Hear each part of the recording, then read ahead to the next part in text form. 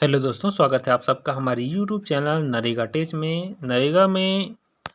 में हमारे YouTube channel पर जितने भी कमेंट आते हैं, जैसे कि आप देख सकते हैं नरेगा टेच। जैसे ही सर्च करेंगे आपको नरेगा टेच यूट्यूब चैनल, तो हमारा यूट्यूब का चैनल आ जाएगा सबसे पहला लिंक में। यहाँ पर देख सकते हैं बहुत सारे वीडियो डले हैं, 400 से ज़्यादा, जिस पर आप आसानी से चेक कर सकते हैं, जान सकते हैं बहुत सारा पेमेंट संबंधी दिक्कत है, नरेगा के साइट में क्या क्या ओपन होता है, क्या क्या चीज़ है इसको। और दूसरी चीज़ होता है, आज हम इस वीडियो पर बताने वाले हैं, एक कमेंट आया था मध्य प्रदेश से, जिनका पेमेंट हमको चेक करना। देख सकते हैं यहाँ पर नरेगा का जो हमारा यूट्यूब चैनल है वो है, और उसमें मैं दिखा देना चाहता हूँ कि बहुत सारे जो वीडियो बना है उस पर आप बहुत सारे टेक्निकल चीज़ सीख सकते हैं। तो नरेगा का जो मुख्य साइट होता है, आज हम बात करेंगे नरेगा पेमेंट के बारे में। तो यहाँ पर जाना है क्विक एक्सेस में। नरेगा में जाने के बाद स्टेट, जैसे जैसे मैं प्रोसेस कर रहा हूँ उस प्रोसेस के माध्यम से आप अपना पेमेंट भी देख सकते हैं।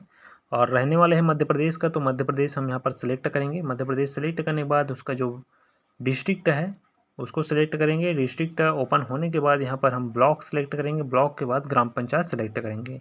इस तरीके से स्टेप बाय स्टेप अगर आप कमेंट करते हैं कि मेरा गांव ये है, ब्लॉक ये है, अमुक है, तो हम उसका वीडियो बनाते हैं सिंपल सा। आप कमेंट ज़रूर कीजिए पूरा डिटेल में, ताकि हम उसका वीडियो बना सकें। तो इस तरीके से हम उनकी ग्राम पंचायत में चले जाएंगे। नेटवर्क इशू के कारण थोड़ा दिक्कत होती है नरेगा के साइट में, लेकिन कोशिश करने पर हार नहीं मिलती।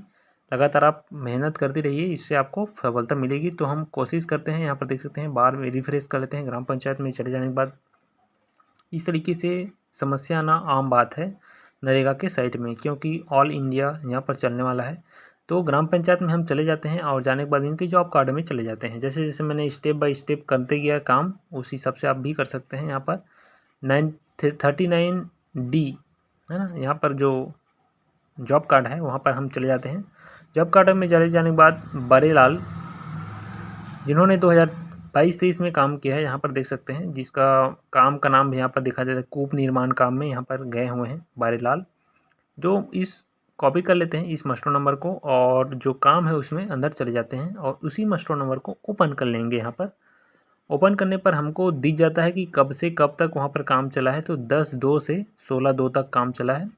कपिल धारा कूप निर्माण कार्य, रामदास गोबांदा अरिवार, इनका का जो काम है वहाँ पर उपस्थित हुए हैं, काम अपना किए हैं, समय दिए हैं। समय देने के बाद देख सकते हैं यहाँ पर इनका पेमेंट तो क्रेडिट दिखाई दे रहा है 28/2 को।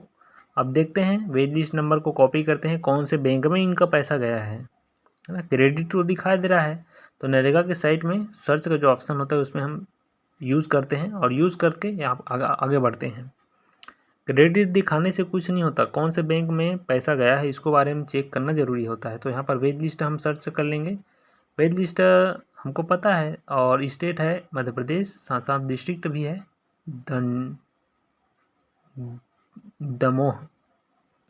इतना करने के बाद जो वेज लिस्ट नंबर है उसको पेस्ट करके गो कर देते हैं। गो करने से होगा क्या, अपन को FTO नंबर पता चल जाएगा। और FTO नंबर दो प्रकार का होता है, एक तो सामान्य FTO होता है, एक तो आधार बेस FTO होता है। तो दोनों में अंतर मैं अभी बताऊंगा आपको, कि जो इनका FTO बना है कौन सा FTO बना है उसके बारे में।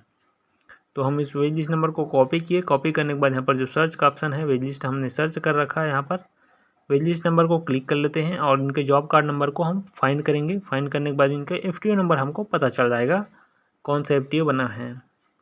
यहाँ पर देख सकते हैं ममता अहिरवार और बड़ेलाल का जो FTO बना है वो आधार बेस FTO बना हुआ है।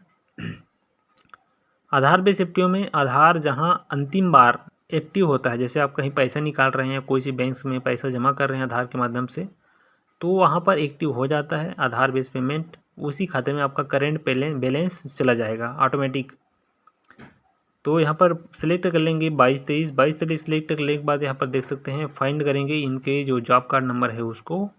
जॉब कार्ड नंबर फाइंड करके देखते हैं तो इनका पेमेंट जो है बड़ेलाल अहिरवार का जो पेमेंट है वो स्टेट बैंक ऑफ इंडिया में गया हुआ है, और सेंट्रल बैंक ऑफ इंडिया में गया है ममता अहिरवार का, है ना।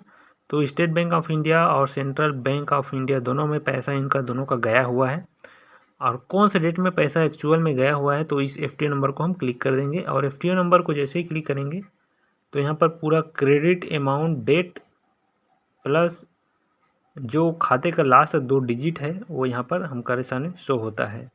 तो देख सकते हैं 939D जो जॉब कार्ड है, इसमें 28/2/2023 और 27/2/2023 ये जो डेट है, दोनों में पेमेंट गया हुआ है 1224 रुपया।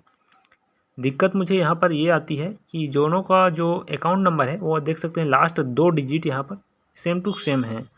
पता नहीं इनका अकाउंट नंबर दोनों का एक ही डला हुआ है दोनों में, लेकिन आधार बेस के कारण तो पेमेंट आपका अलग अलग आ चुका है 27 और 28 तारीख को। इसको थोड़ा चेक कर लीजिएगा।